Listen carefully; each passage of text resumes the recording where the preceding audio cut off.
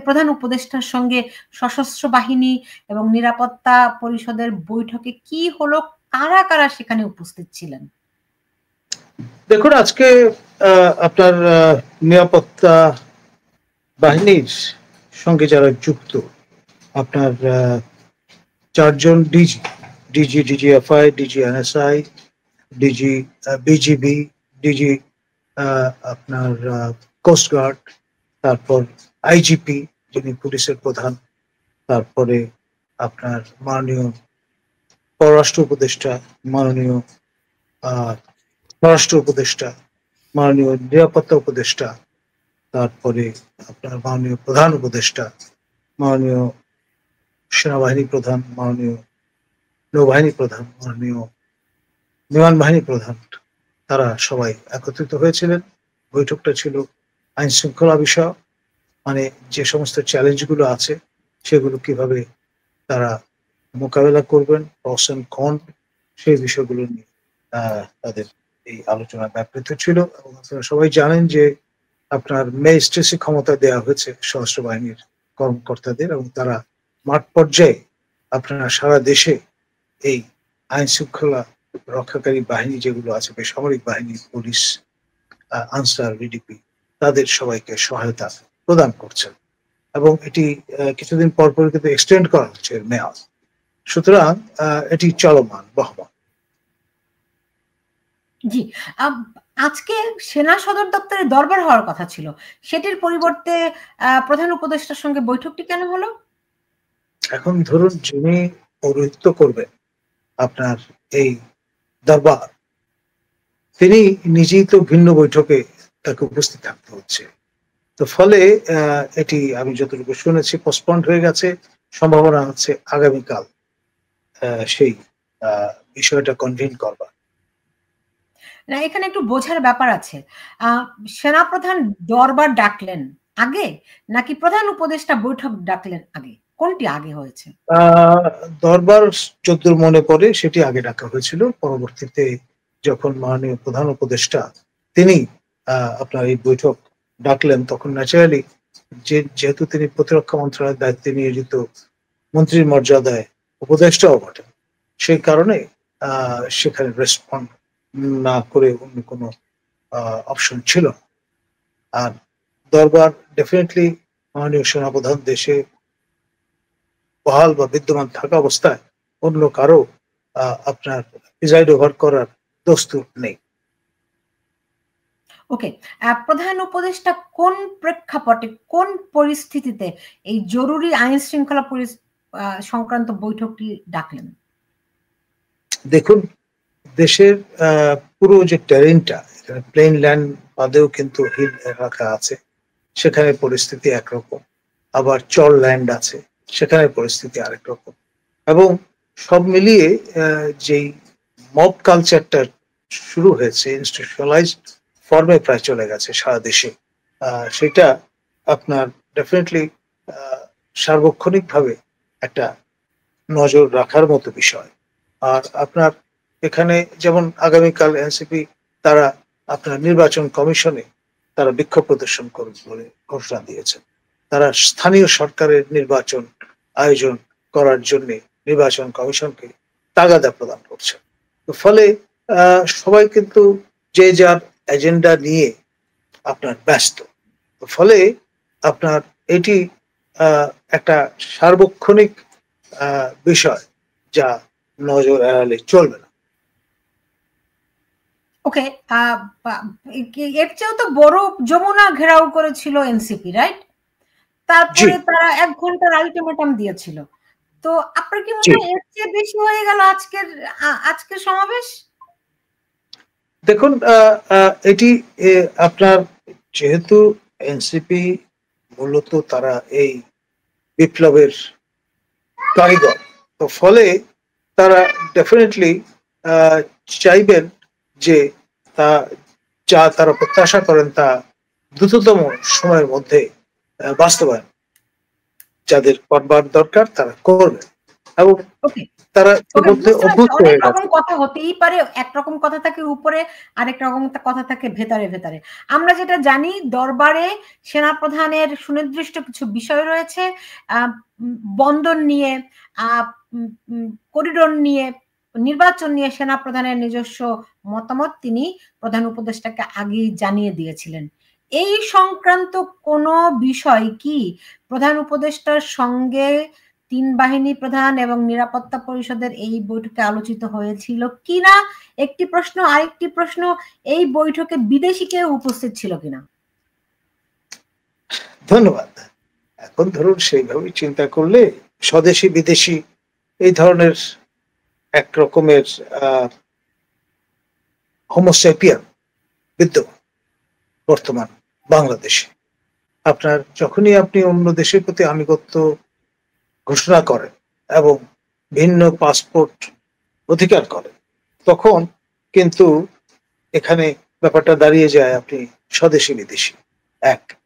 আর আপনার আমরা যে ন্যারেটিভ গুলো পাচ্ছি সোশ্যাল মিডিয়ামে এবং প্রিন্ট মিডিয়ায়, সেখানে দেশে এবং বিদেশে যে আমাদের মাননীয় নিরাপত্তা উপদেষ্টা তিনি খলিলুর রহমান নামে বাংলাদেশে পরিচিত, মার্কিন মুলুকে তিনি রজার রহমান নামে পরিচিত।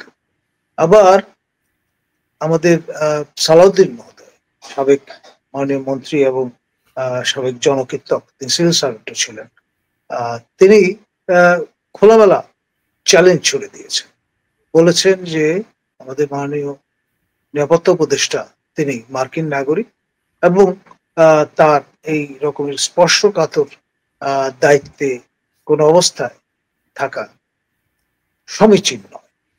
এবং এর প্রত্যুত্তরে তিনিও চ্যালেঞ্জ ছুড়ে দিয়েছেন, বলেছেন যে প্রয়োজনে কেউ এ বিষয়ে সন্দেহ থাকলে আদালতের দ্বারস্থ হতে পারে। এখন ধরুন আপনি আদালতে গেলেন, খুব স্ট্রিক্ট ক্লারিক্যাল পার্সপেক্টিভে যদি আপনি দেখেন, আপনি তো খলিলুর রহমানকে মার্কিন যুক্তরাষ্ট্রে খুঁজে পাবেন না, কারণ তিনি সেখানে রজার রহমান নামে পরিচিত। তো এই যে আপনার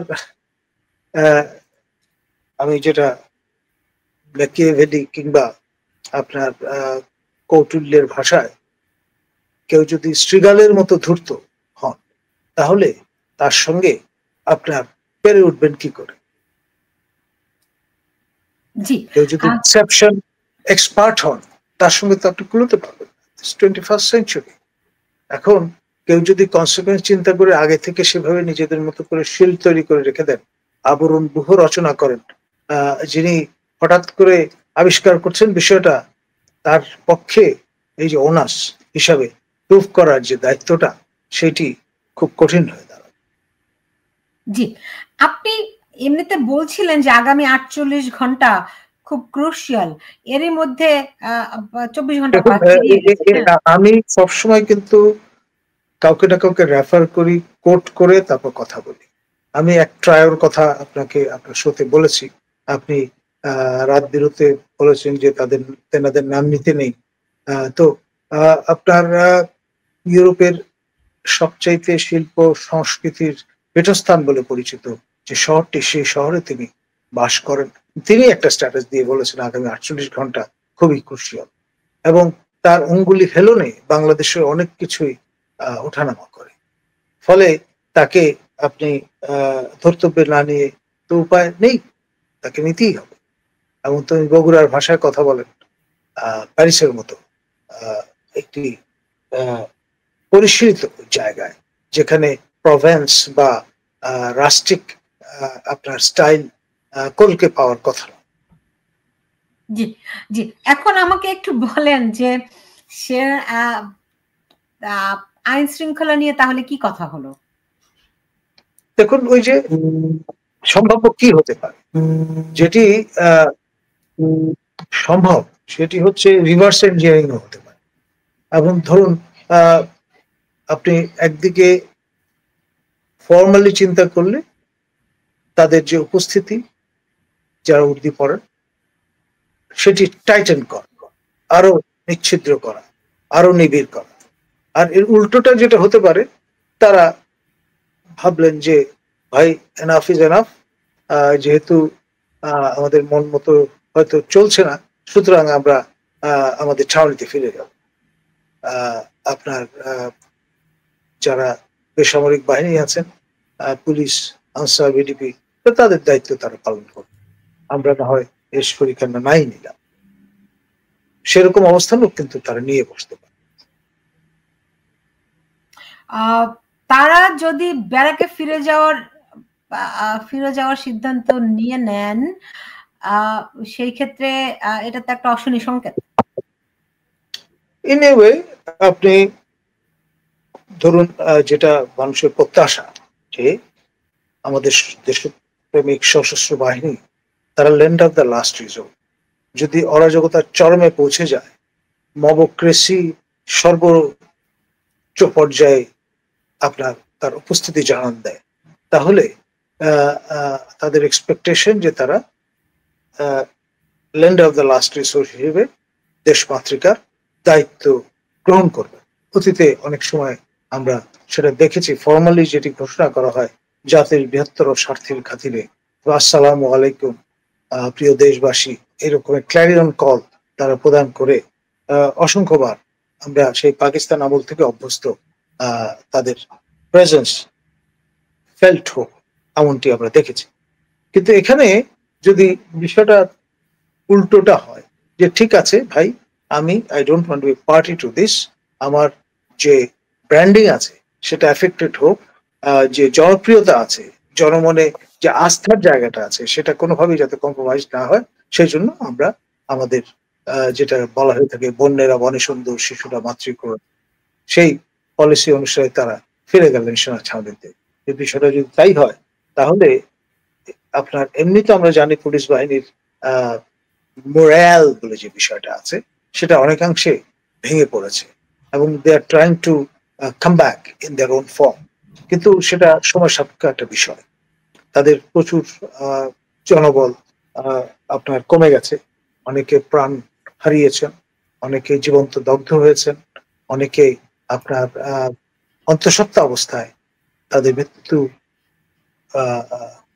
আলিঙ্গন করতে হয়েছে। এইরকম যে পরিস্থিতি, সেটা ডেফিনেটলি দৃশ্যমান ভাবে যতই তাদের প্রেজেন্স আমরা দেখি না কেন, আগের সেই ফর্মে তারা বোধহয় এখনো ফিরে যেতে পারেননি। তো ফলে এইরকম সেনা সহায়তা ছাড়া শেষ অবধি তারা কতটা সামাল দিতে পারবেন সেটা নিয়ে অনেকের মনে বড় বড় প্রশ্নবোধক চিহ্ন আছে। তো তারা কি এরকম কথা প্রধান উপদেষ্টাকে জানিয়েছেন? দেখুন, ওই মিটিং এ তো বাইরের লোকজন থাকবার কোনো সুযোগ নেই, ক্যামেরা ট্রায়ালেরও কোনো ব্যবস্থা নেই। ফলে ব্যাপারটা কি দাঁড়াচ্ছে, ধরেই নিতে পারি, অনুমান করতে পারি এই জাতীয় বিষয় তো আলাপ হবে। যেহেতু বলা হচ্ছে আইন শৃঙ্খলা বিষয়ক একটি বৈঠক, এক ধরনের কোঅর্ডিনেশন, এক ধরনের এক্সচেঞ্জ অফ ভিউজ, এবং এক ধরনের মনিটরিং বা মূল্যায়নের একটা বিষয়। সেই দৃষ্টিকোণ থেকে এই ফ্রেমওয়ার্কের বাইরে আলোচনা হওয়ার কোন সুযোগ আছে বলে মনে করি।